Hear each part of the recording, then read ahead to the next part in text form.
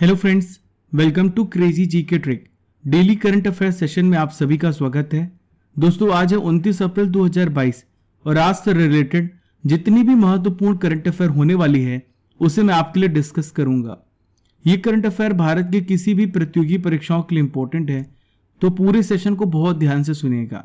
Last में मैं आपसे कुछ इंपॉर्टेंट क्वेश्चंस करने वाला हूं। पीडीएफ को डाउनलोड करने के लिए आप हमारे नीचे दी गई टेलीग्राम लिंक और क्रेजी जीके ट्रिक एप्लीकेशन से पीडीएफ को डाउनलोड कर सकते हैं। देखिए फ्रेंड्स, आज का सबसे पहला इंपॉर्टेंट करंट अफेयर आपके सामने रहा।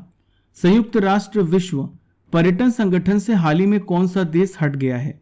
विच country has withdrawn from the United Nations World Tourism Organisation. तो हाल ही में फैसला रशिया देश ने लिया है। दोस्तों, रशिया को हटाने के लिए पहले से प्रक्रिया चालू थी, पर फ्रेंड्स रशिया ने पहले ही वोटिंग से पहले ही अपने आप को इस संगठन से बाहर कर दिया है। आप सभी को पता है कि रशिया ने यूक्रेन पर वॉर छेड़ा हुआ है। पूरी दुनिया चाहती है कि रशिया इस वॉर को खत्म करे, इसलिए बहुत सारे सैंक्शंस लगाए जा रहे हैं अलग अलग प्रकार से। दोस्तों, UNWTO के द्वारा हटाने के लिए वोटिंग होनी थी। किसको हटाने के लिए? रूस को हटाने के लिए। वोटिंग से पहले ही रूस ने यह फैसला किया है कि अब वो हट जाएगा। दोस्तों, यहां पे बात आ रही UNWTO की, तो मैं आपको इसके बारे में सारी इंपॉर्टेंट डिटेल्स देने वाला हूं। UNWTO का फुल फॉर्म देख लेते हैं फ्रेंड्स। तो देखिए, इसका फुल फॉर्म होता है United Nation World Tourism Organisation. इसकी स्थापना कब हुई है? 1 नवंबर 1975 को। यह एक प्रकार की यूनाइटेड नेशन की स्पेशल एजेंसी है। इसका हेडक्वार्टर आपसे पूछा जा सकता है, तो स्पेन की कैपिटल मैड्रिड में इसका हेडक्वार्टर है। सेक्रेटरी जनरल का क्या नाम है? जुराव पोलो लीकाशविली। फिर से मैं बोल रहा हूं, जुराव पोलो लीकाशविली। देखिए friends, second important current affair आपके सामने रहा। रॉबर्ट गोलोब किस देश के प्रधानमंत्री हाल ही में चुने गए हैं? Robert Golob has been elected as the prime minister of which country? Important question है फ्रेंड्स। तो देखिए, इसका सही उत्तर है स्लोवेनिया। स्लोवेनिया के प्रधानमंत्री हाल ही में चुने गए हैं। इन्होंने किसको हराया है? तो 3 बार के प्रधानमंत्री जेनेस जनसा को हरा दिया है। दोस्तों, रॉबर्ट गोलोब के जीतने के पीछे इनकी कुछ बातें बताई गई हैं। जैसे पहला है रेफरेंडम ऑन डेमोक्रेसी का इस्तेमाल करेंगे, और दूसरा नॉर्मलिटी बहाल करने का वादा इन्होंने किया है। दोस्तों, यहाँ पे रेफरेंडम शब्द का इस्तेमाल किया गया है। तो रेफरेंडम का मतलब क्या होता है मैं आपको बताता हूँ। देखिए, हिंदी में से कहते हैं जनमत संग्रह। दोस्तों, इसमें डायरेक्ट वोटिंग होती है जनता के द्वारा। जनता डायरेक्ट पार्टिसिपेट करती है सरकार के साथ किसी भी पॉलिसी मेकिंग पर। उस पर वो अपना हाँ या फिर ना दोनों पक्ष में से किसी एक पक्ष को रख सकती है। यहां पे बात आ रही स्लोवेनिया की। स्लोवेनिया कहां पर है? यूरोप कॉन्टिनेंट में है। कहां पर है? यूरोप कॉन्टिनेंट में। दोस्तों, आइए देख लेते हैं स्लोवेनिया की लोकेशन को। यहां पर स्लोवेनिया है। स्लोवेनिया जो है यहाँ पे इटली से सराउंडेड है। ऊपर ऑस्ट्रिया है, यहाँ पे हंगरी देखिए, यह है क्रोएशिया। इस प्रकार से इन देशों से सराउंडेड है। स्लोवेनिया की कैपिटल आपसे पूछी जा सकती है, तो इसकी कैपिटल है जुब्लजाना। यहाँ पे किस करेंसी का इस्तेमाल होता है? यूरो का। यूरो करेंसी का यहाँ पे इस्तेमाल किया जाता है। स्लोवेनिया के राष्ट्रपति का क्या नाम है? बोरूत पहोर। क्या नाम है?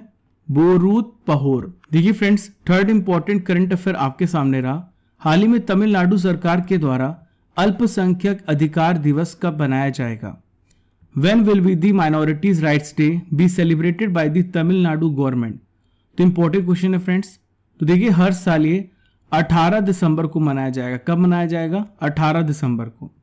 तमिलनाडु सरकार ने यह घोषणा राज्य स्तर पर की है कि हर साल 18 दिसंबर को माइनॉरिटीज राइट्स डे मनाया जाएगा। दोस्तों, कई बार एक प्रश्न पूछा जाता है कि फंडामेंटल राइट्स में माइनॉरिटीज के लिए कौन सा आर्टिकल मेंशन है फंडामेंटल राइट्स में? तो यह है आर्टिकल नंबर 29 और आर्टिकल नंबर 30। यहाँ पे अल्पसंख्यक के अधिकारों के बारे में बताया गया है। अब आइए जानते हैं कि इसे क्यों मनाया जा रहा है। तो राज्य सरकार के द्वारा जो भी कल्याणकारी योजनाएं चलाई जा रही हैं, उनमें अल्पसंख्यक का किस प्रकार से ग्रोथ हो रहा है, इकोनॉमिक, सोशल, पॉलिटिकल, इन सभी को बढ़ावा दिया जा रहा है। इसी को याद करने के लिए 18 दिसंबर को माइनॉरिटीज राइट्स डे मनाया जाएगा।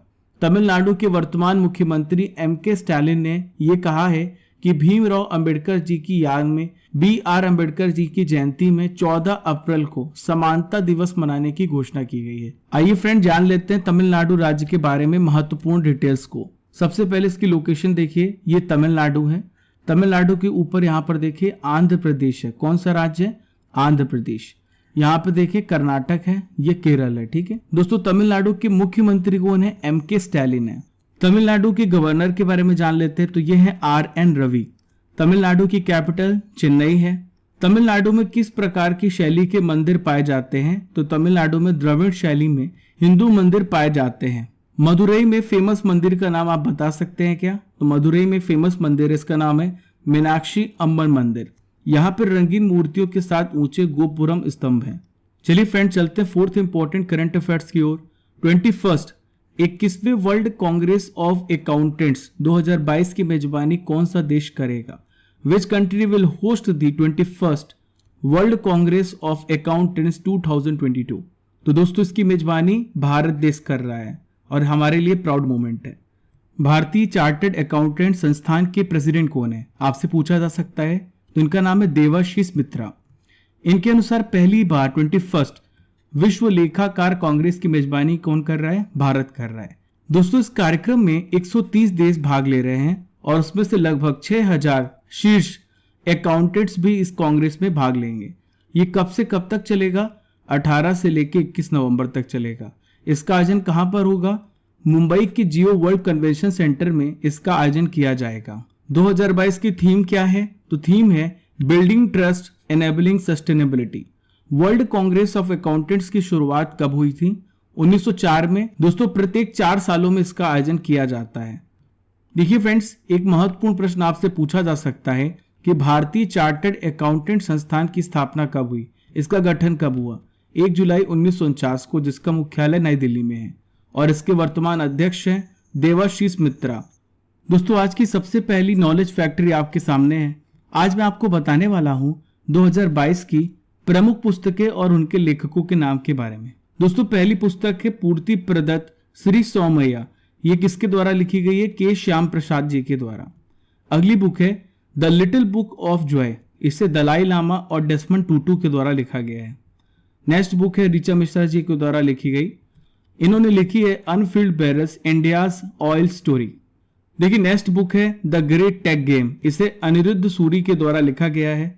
प्रियम गांधी मोदी जी के द्वारा अ नेशन टू प्रोटेक्ट लिखी गई है। How to prevent the next pandemic, ये मोस्ट इंपॉर्टेंट बुक है, पूछा जा सकता है। तो दोस्तों ये बिल गेट्स के द्वारा लिखी गई है। फिफ्थ इंपॉर्टेंट करंट अफेयर आपके सामने रहा। विश्व टीकाकरण सप्ताह कब से कब तक मनाया गया? When was the World Immunization Week observed? तो दोस्तों हर साल मनाया जाता है 24 से 30 अप्रैल। हर साल अप्रैल महीने के आखिरी जो वीक होता है, आखिरी सप्ताह होता है, उस पे ये मनाया जाता है। इसका मुख्य उद्देश्य क्या है?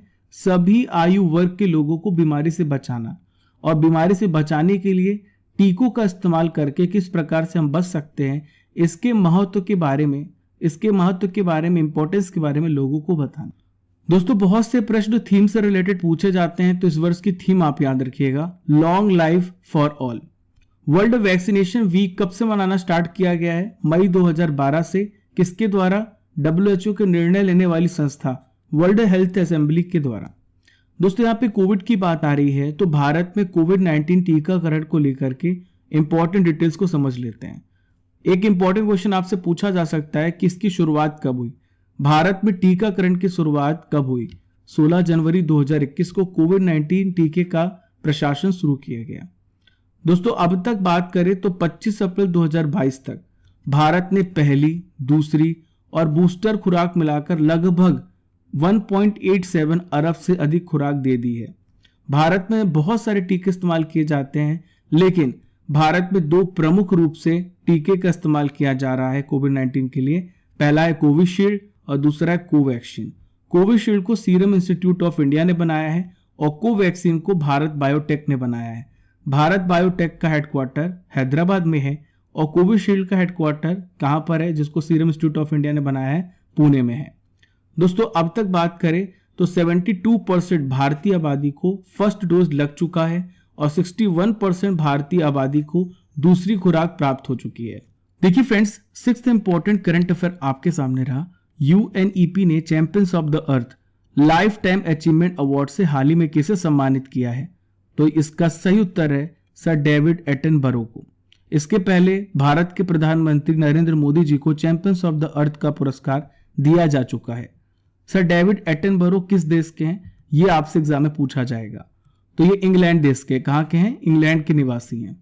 इन्होंने पृथ्वी पर जैव विविधता को संरक्षण यानी बायोडायवर्सिटी को बचाने के लिए, उसको कंजर्व करने के लिए और उसे सुरक्षित रखने के लिए बहुत सारे प्रयास किए, लोगों को जागरूक किया है। इसलिए इन्हें champions of the earth life time achievement award से नवाजा गया है। इनके बारे में जान लें तो डेविड एटनबरो जो है नेचुरल हिस्टोरियन है, बायोलॉजिस्ट हैं और ब्रॉडकास्टर हैं। 2019 में इन्हें इंदिरा गांधी शांति पुरस्कार से भी सम्मानित किया जा चुका है। दोस्तों इसके अलावा 2 बार महारानी एलिजाबेथ द्वितीय द्वारा इन्हें 1985 में और फिर 2020 में नाइटहुड की उपाधि भी प्रदान की गई है।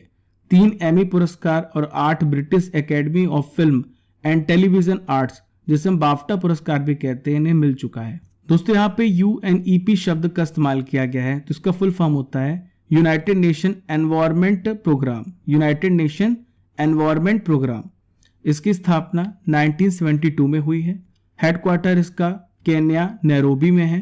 कार्यकारी निदेशक का क्या नाम है, इंगर एंडरसन, जो कि डेनमार्क के हैं। इसका महत्वपूर्ण कार्य क्या है, तो दुनिया भर में जो पर्यावरण से रिलेटेड जितनी भी एक्टिविटीज होती हैं, पर्यावरण को संरक्षण करने के लिए, पर्यावरण को संरक्षित करने के लिए, सम्मेलन करने के लिए, वो UNEP जिम्मेदार होती है। देखिए friends, 7th important current affair आपके सामने रहा। F1 Emilia Romagna grand prix 2022 को हाल ही में किसने जीता है?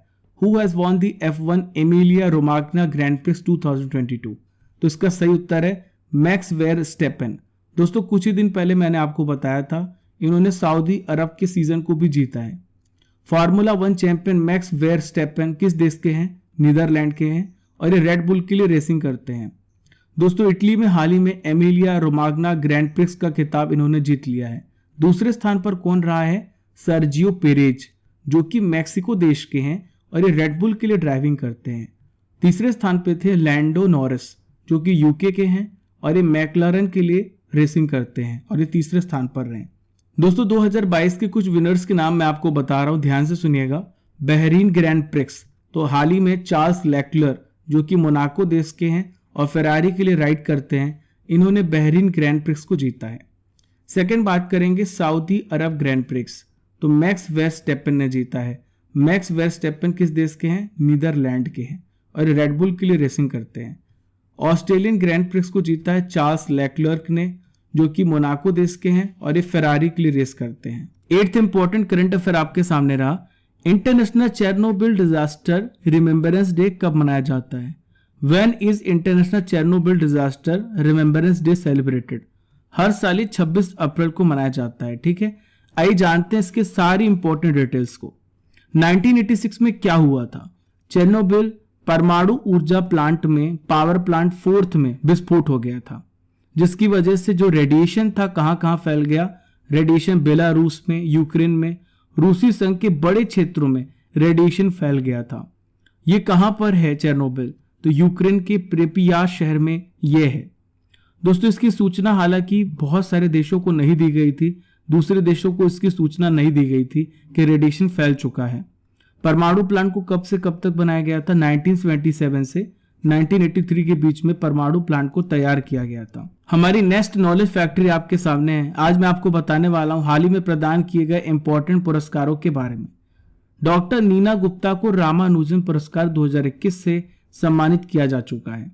हिलाले पाकिस्तान पुरस्कार बिल गेट्स को दिया गया है। बिल गेट्स हाल ही में पाकिस्तान के दौरे पे थे, तभी ये पुरस्कार इन्हें दिया गया है। बोल्ट्जमान पदक दीपक धर को दिया गया है। अंतरराष्ट्रीय साहसी महिला पुरस्कार 2022 किसे मिला है? रिजवाना हसन को। किस देश की हैं? बांग्लादेश की हैं। रतन टाटा जी को असम वैभव पुरस्कार से सम्मानित किया गया है, क्योंकि इन्होंने कैंसर से रिलेटेड बहुत सारी यूनिट खोली थी। नेताजी सुभाष चंद्र बोस आपदा प्रबंधन पुरस्कार 2022 किसे मिला है? प्रोफेसर विनोद शर्मा को। भारत रत्न डॉक्टर अंबेडकर पुरस्कार 2022 से हर्षाली मल्होत्रा को सम्मानित किया जा चुका है। नेताजी सुभाष चंद्र बोस पुरस्कार हाल ही में शिंजो आबे, जो कि जापान के पूर्व प्रधानमंत्री थे, इन्हें यह पुरस्कार मिल चुका है। 9th इंपॉर्टेंट करंट अफेयर आपके सामने रहा। हाल ही में किस देश ने पाम ऑयल के निर्यात पर बैन लगा दिया है? Which country has recently banned the export of palm oil. तो हाल ही में फैसला इंडोनेशिया देश ने लिया। किसने लिया है? इंडोनेशिया देश ने लिया है। दोस्तों इंडोनेशिया में महंगाई, इन्फ्लेशन बहुत ज्यादा बढ़ गया है, पाम ऑयल की डिमांड बढ़ गई है और इसकी कमी भी देखी जा रही है, यानी इसका ज्यादा प्रोडक्शन भी नहीं हुआ है। तो घरेलू कमी को कम करने के लिए, महंगाई को काबू करने के लिए बैन लगाया गया है ताकि इसकी पूर्ति देश के लोगों को की जा सके। दोस्तों इंडोनेशिया में पाम ऑयल की कमी भी आ गई है, जैसा कि मैंने आपको बताया। दोस्तों पाम ऑयल क्या होता है? पाम तेल ताड़ के पेड़ के बीजों से निकाला जाता है। इसमें कोई महक नहीं होती है, जिसकी वजह से इसमें हर तरह का खाना बनाने में इस्तेमाल किया जाता है। आइए पाम तेल के बारे में और भी इंपॉर्टेंट डिटेल्स को जान लेते हैं।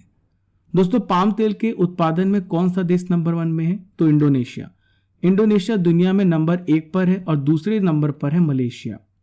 खाने वाले तेलों के मामले में भारत के जो इंपोर्ट का, भारत के आयात का 2/3 हिस्सा पाम ऑयल का है।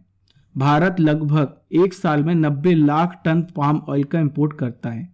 भारत अपने टोटल आयात का 70% पाम ऑयल इंडोनेशिया से खरीदता है और बचा हुआ 30% मलेशिया से खरीदता है। दोस्तों कुछ महीने पहले भारत ने पॉलिटिकल रीजंस की वजह से, राजनीतिक कारण की वजह से मलेशिया से पाम ऑयल खरीदना बंद कर दिया था। आज का आखिरी इंपॉर्टेंट करंट अफेयर आपके सामने रहा। द मैजिक ऑफ बंगला जोड़ी और the Sikh history of east India, इस पुस्तक का विमोचन हाल ही में किसने किया है? दोस्तों इस पुस्तक का विमोचन नवीन पटनायक जी ने किया है। नवीन पटनायक उड़ीसा के वर्तमान मुख्यमंत्री हैं। इन्होंने इस पुस्तक का विमोचन किया है। इस पुस्तक को किसने लिखा है? अविनाश खेमका ने द मैजिक ऑफ मंगला जोड़ी इस पुस्तक को लिखा है। इन्होंने क्या बताया द मैजिक ऑफ मंगला जोड़ी में? इन्होंने चिल्का झील का वर्णन किया है और उसका शानदार विवरण और चित्रण भी किया है। उसके माध्यम से चिल्का झील के बारे में महत्वपूर्ण जानकारियां प्रदान की हैं। दोस्तों खेमका कौन है? तो खेमका वाइल्ड लाइफ फोटोग्राफर हैं और संरक्षणवादी हैं, जिनकी चिल्का झील के पक्षी जीवन में विशेष रुचि है। दोस्तों दूसरी पुस्तक है the Sikh history of east India. इसमें क्या बताया गया है? पूर्वी भारत के सिख इतिहास के बारे में बताया गया है। इसे अविनाश महापात्रा के द्वारा लिखा गया है। इन्होंने सिख इतिहास, धर्मशास्त्र और सिद्धांतों पर लगभग 38 किताबें लिखी हैं। दोस्तों अब बारी है करंट अफेयर्स की रसमलाई, यानी 2021 के इंपॉर्टेंट करंट अफेयर्स को मैं आपके लिए डिस्कस करने वाला हूं। तो पहला प्रश्न है, यूएन सुरक्षा परिषद ने हाल ही में किस देश को सहायता प्राप्त करने के लिए एक प्रस्ताव को अपनाया है? तो हाल ही में अफगानिस्तान की मदद करने के लिए प्रस्ताव को अपनाया गया था। किसके द्वारा army secure indigenous messaging application को लॉन्च किया गया है? भारतीय सेना के द्वारा। राष्ट्रीय डोप परीक्षण प्रयोगशाला को किसके द्वारा मान्यता वापस दे दी गई है? वाडा के द्वारा। हाल ही में किस राज्य ने धर्म की स्वतंत्रता के अधिकार का संरक्षण विधेयक 2021 पेश किया है? कर्नाटक राज्य ने। देखिए नेक्स्ट है, रिचर्ड रोजर्स का हाल ही में निधन हो गया। इन्हें किस पुरस्कार से सम्मानित किया गया था? तो इन्हें प्रित्जर पुरस्कार से सम्मानित किया गया था। चलिए फ्रेंड्स अब हम रिवीजन कर लेते हैं इंपॉर्टेंट करंट अफेयर्स का। 28 अप्रैल के इंपॉर्टेंट करंट अफेयर्स का रिवीजन करते हैं। तो पहला प्रश्न है, सर्बिया ओपन 2022 का खिताब हाल ही में किसने जीत लिया है? आंद्रे रूबलेव ने। आंद्रे रूबलेव किस देश के हैं? तो आंद्रे रूबलेव रशिया के हैं। पेरिस पुस्तक महोत्सव 2022 में मुख्य अतिथि देश के रूप में हाल ही में किस देश ने भाग लिया है? भारत ने। हाल ही में नागरिक उड्डयन मंत्रालय और किस राज्य के बीच में समझौता हुआ है? तो ये समझौता हाल ही में हिमाचल प्रदेश और नागरिक उड्डयन मंत्रालय के बीच में हुआ है। इसमें ग्रीनफील्ड एयरपोर्ट बनाए जाएंगे। प्रो एम विजयन कौन थे जिनका हाल ही में निधन हो गया? ये जीव विज्ञानी थे। नेक्स्ट इंपॉर्टेंट रिवीजन क्वेश्चन ये रहा, विश्व बौद्धिक संपदा दिवस 2022 कब मनाया गया? हर साल 26 अप्रैल को मनाया जाता है इंटेलेक्चुअल प्रॉपर्टी के कंजर्वेशन के लिए। Indo American chamber of commerce से वुमेन ट्रांसफॉर्मिंग इंडिया अवार्ड हाल ही में किसने प्राप्त किया है? डॉक्टर बीना मोदी ने। 24वें ग्रीष्मकालीन बधिर ओलंपिक्स 2021 का आयोजन कहां होगा? कैक्सियस डू सूल में। कहां पर? कैक्सियस डू सूल में। दुनिया की सबसे बुजुर्ग व्यक्ति केन तनाका का 119 वर्ष की आयु में निधन हो गया। वह किस देश की थी? ये जापान की थी। नेक्स्ट इंपॉर्टेंट रिवीजन क्वेश्चन ये रहा, भारत की पहली कार्बन न्यूट्रल पंचायत पल्ली गांव बना है, यह किस राज्य में? जम्मू कश्मीर में। भारत और किसने व्यापार और प्रौद्योगिकी परिषद का शुभारंभ किया है? यूरोपीय संघ ने। देखिए फ्रेंड्स अब मैं आपसे क्वेश्चन करने वाला हूं जिसका आंसर आपको कमेंट बॉक्स पे देना है। क्वेश्चन ये रहा, how to prevent the next pandemic, इस पुस्तक को किसने लिखा है? आपको इसका आंसर कमेंट बॉक्स पे देना है। तो दोस्तों ये थे 28 अप्रैल के इंपॉर्टेंट करंट अफेयर्स का रिवीजन। हमने डेली करंट अफेयर में 29 अप्रैल के करंट अफेयर्स को भी पढ़ लिया है। आशा करता हूं कि आपको सेशन पसंद आया होगा। हमारा मकसद है आपके समय को बचाना, यानी क्वालिटी करंट अफेयर्स और स्टैटिक जीके प्रोवाइड करना। फॉलो कीजिए क्रेजी जीके ट्रैक को डिफरेंट सोशल मीडिया प्लेटफॉर्म पर। पहली बार हमारे चैनल पर आ रहे हैं तो सब्सक्राइब कर लें और बेल आइकन बटन दबा दें ताकि आपको हर एक नोटिफिकेशन सबसे पहले मिल सके। Keep liking, keep sharing your channel crazy GK track. Thank you friends.